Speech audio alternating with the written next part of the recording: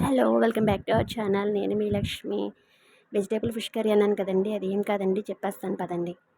First మన channel ఎవరైనా కొత్తగా చూస్తే కనుక మన ఛానల్ సబ్స్క్రైబ్ చేసుకోండి, లైక్ షేర్ సబ్స్క్రైబ్ చేయండి, బెల్ ఐకాన్ ఆన్లో ఉంచుకోండి. ఏం కాదండి, చామదుంపలు ఉన్నాయి కదండి, చామదుంపలు అనేది శుభ్రంగా కడిగేసి వాటిని ఒక తలసరి గిన్నెలో వేసుకుని అవి మునిగేలాగా వాటర్ పోసి స్టవ్ ఆన్ చేసి స్టవ్ మీద పెట్టుకుని ఉడికించుకోవాలండి.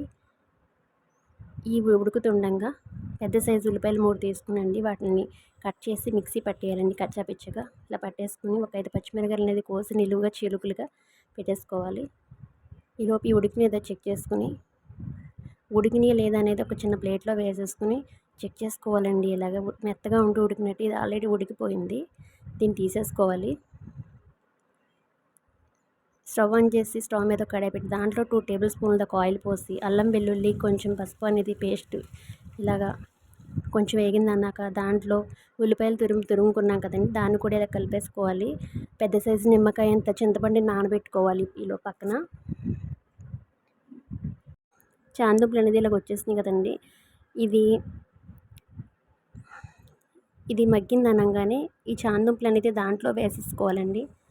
మనం ఆల్రెడీ పసుపు వేసేసామండి అల్లం వెల్లుల్లి పేస్ట్తో పాటు, ఇంకా వేయాల్సిన అవసరం ఉండదు.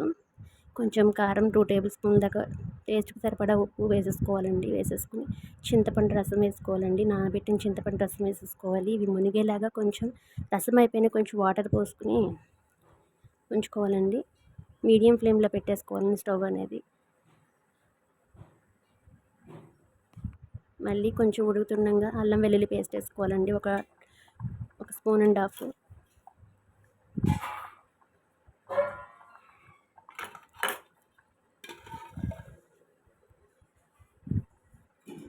రుచి సరిపోతే సాల్ట్ వేసుకోవాలండి. ఇది దింపేటప్పుడు మాత్రం గసగసాలు అనేది వేసుకుంటే టేస్ట్ అనేది చాలా బాగుంటుందండి.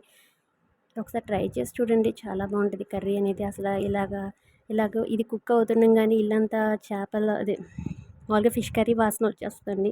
అసలు చాలా చాలా బాగుంటుందండి కర్రీ అనేది. ఒకసారి ట్రై చేసి చూడండి.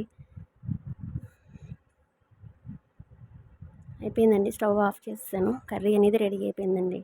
చూసారు కదా ఫ్రెండ్స్, నా ఈ వీడియో నచ్చితే లైక్ షేర్ సబ్స్క్రైబ్ చేసుకోండి, బెల్ ఐకాన్ ఆన్లో ఉంచుకోండి. ఇలాంటి మంచి మంచి వీడియోస్ చేయాలంటే మీ సపోర్ట్ అవసరం అండి నాకు. Okay, bye friends.